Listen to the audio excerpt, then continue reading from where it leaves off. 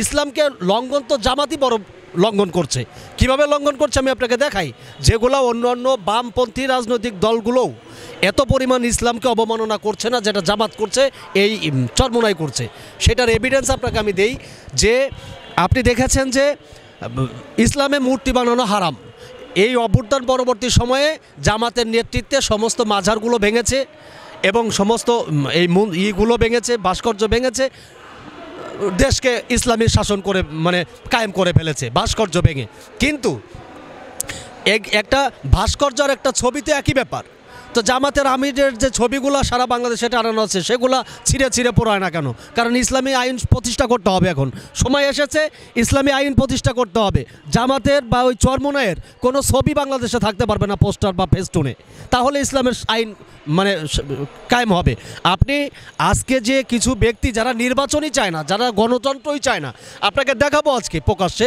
এই ফরহাদ মাজাহার তিনি আজকে যে একটি নিউজ মাধ্যমে দেখলাম যে তিনি বলেছেন যে এই অবৈধ সরকারের নির্বাচন বৈধ হবে না।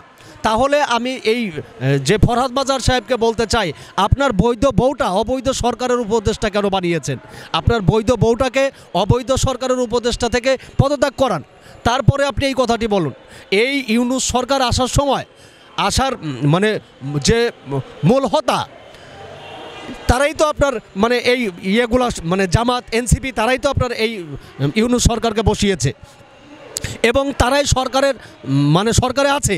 আপনি বিভিন্ন দপ্তর দেখেন তারা গ্রাস করে খাচ্ছে, বিভিন্ন জায়গায় তারা চাঁদাবাজি করে খাচ্ছে, বিভিন্ন জায়গা থেকে তারা মাসোয়ারা পাচ্ছে, কিন্তু যেটা বিএনপি বা অন্য দল পাচ্ছে না।